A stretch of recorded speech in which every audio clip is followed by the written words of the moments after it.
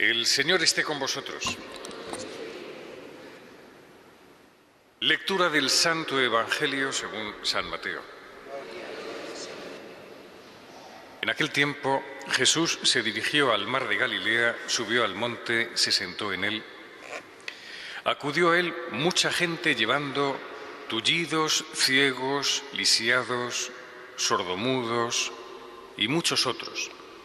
Los ponían a sus pies y él los curaba.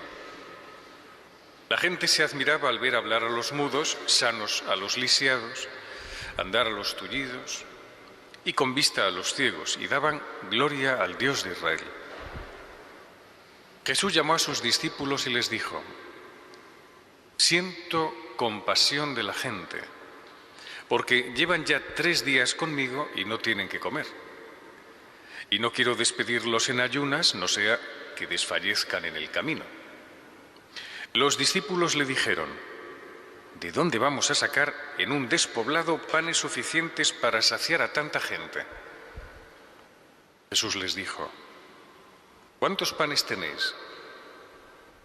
Ellos contestaron: 7 y algunos peces.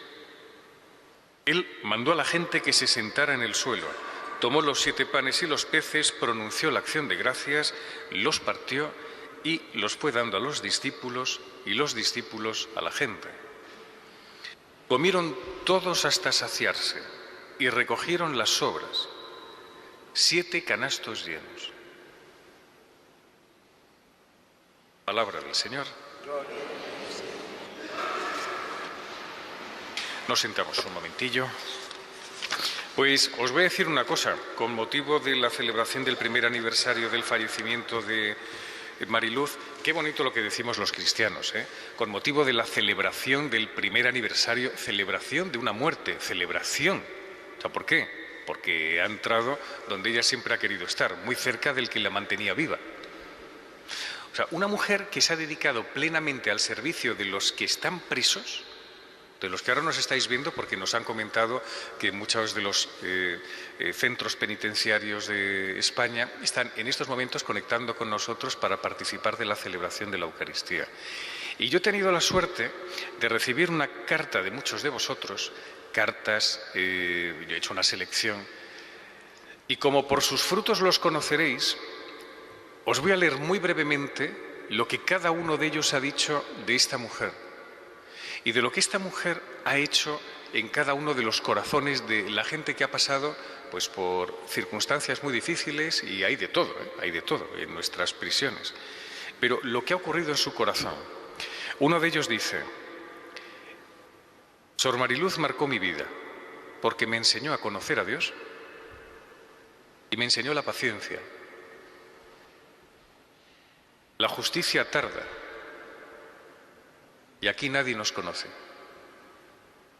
A mí esto me ha conmovido, ¿sabéis por qué? Porque es verdad que la justicia tarda, y uno me imagino que cuando está en una situación de privación de libertad estás todo el día viendo el sol, el mismo sol que aparece a todo el mundo, tu familia que está muy lejos de ti.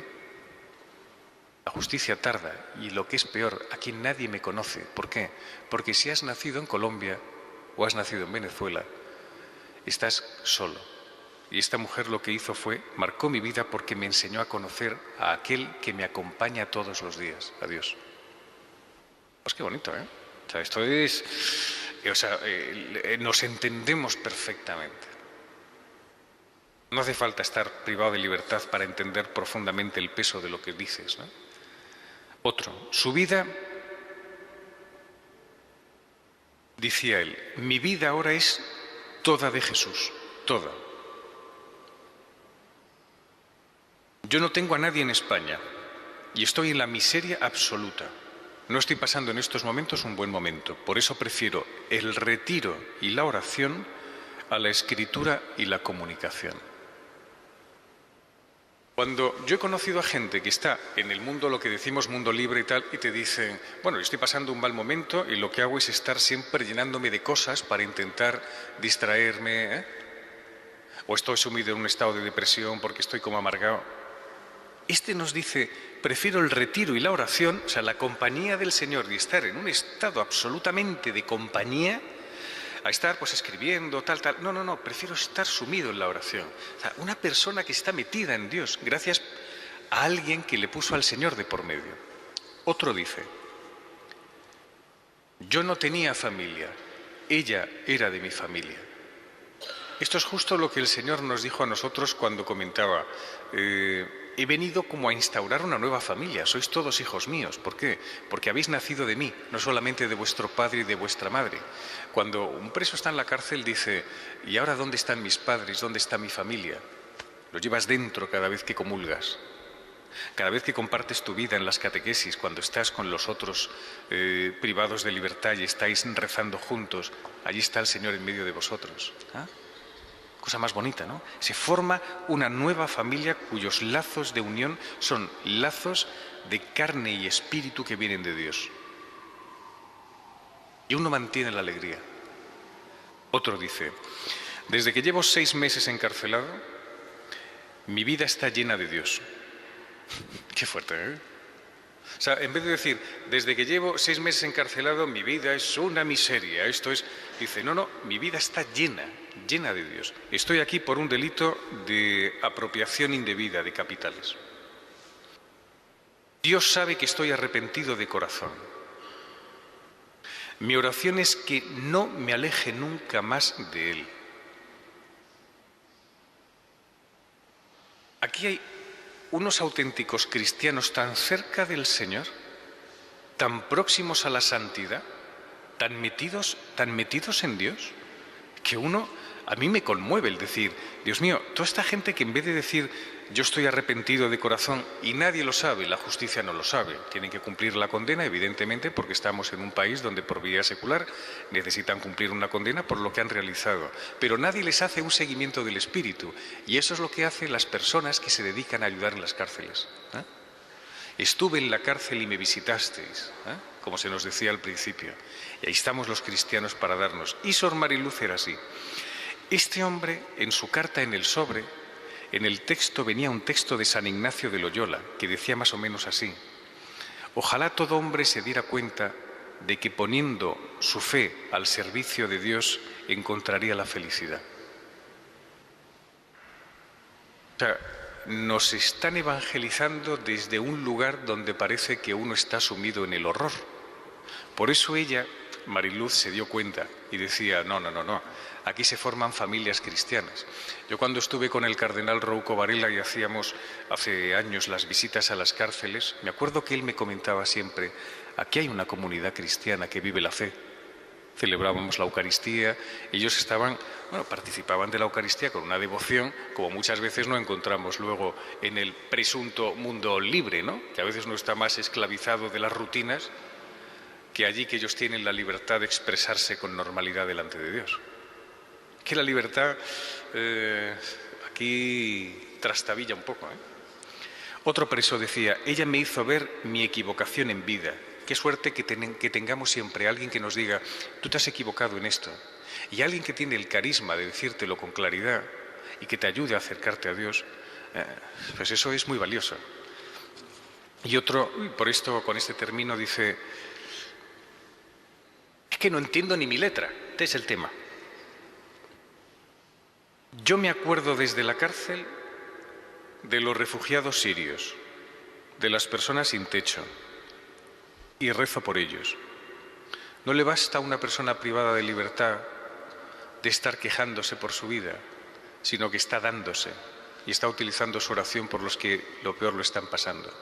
Aquí hay conversiones profundas del corazón, porque ya no se piensa en uno mismo, ya se piensa en otro. Ella llamaba preciosos a todo el mundo. Yo la entrevisté en 13 Televisión varias veces y la última vez que la entrevisté a Sor Mariluz siempre decía a todo el mundo, a los cámaras, se lo decía pues, a la gente que se paseaba por el estudio, decía, sois preciosos delante de Dios. Preciosos no es un término sentimental. Precioso es como cuando vemos un bebé, decimos, qué precioso eres, ¿sabes? Qué cosita y tal. No quería decir preciosos en el sentido sentimentaloide, sino en el sentido de precioso. Cuando aquel hombre encuentra una perla preciosa y dice, es valiosa, eres valioso de por sí, Eso me produjo también una sensación de, esta mujer ha entendido perfectamente el Evangelio. Eres precioso porque vales, cuentas, eres importante para Dios porque tú eres tabernáculo de Dios. Cualquier persona, aun el privado de libertad, está siendo un tabernáculo, un templo de Dios. Eres precioso, vales, cuentas, tienes dignidad. Por eso ella convierte a los presos en catequistas, en gente de oración y en gente que busca la santidad. Y os hablo de ladrones, traficantes, maltratadores, homicidas, extoxicómanos, de esos que normalmente uno dice, me cambio de acera. Gente que ha escrito así, gente que está tan cerca del Señor, son nuestros hermanos que necesitan nuestro cariño, ¿no? Los dejaba sin secuelas, que eso es lo peor que uno puede tener en la vida, el pasado, sin secuelas. Por eso el Señor dice en el Evangelio, las prostitutas os precederán en el reino de los cielos, porque el pasado de ellas no cuenta. Fijaos la atrocidad, y desde una mujer que ha sido tan humillada, la prostituta, ¿no? O sea, herida y sintiéndose culpable y sintiéndose no valgo nada, con la autoestima por los suelos. No pasa nada, no hay secuelas. ¿Por qué? Porque desde el momento en que tú me conoces eres una criatura tan limpia como un bebé que empieza a reírse. Y así os sentís los que estáis privados de libertad, pero tenéis libertad. Claro, porque tienen al Señor. Y cuando uno tiene al Señor, tiene libertad, aunque le rodeen las 4 paredes frías de una celda. Damos gracias al Señor por Sor Mariluz y por gente como ella. Y yo os propondría que si no tenéis oportunidad de ir a ver a gente estos días, además, que empieza el año de la misericordia, donde esto de ir a ver a los encarcelados, ¿por qué no escribirles una carta? Tendríamos que salir todos aquí con el propósito de decir, ellos escriben cartas de gratitud a Sor Mariluz que falleció hace un año, ¿por qué nosotros no les escribimos una carta? ¿Por qué no conocemos nosotros a los que están dentro viviendo una comunidad cristiana? ¿Por qué no mantenemos comunicación con alguien para que os cuenten cómo viven su fe? No sé, puede ser como, no un propósito, pero un entusiasmo que el Señor nos encienda en el corazón.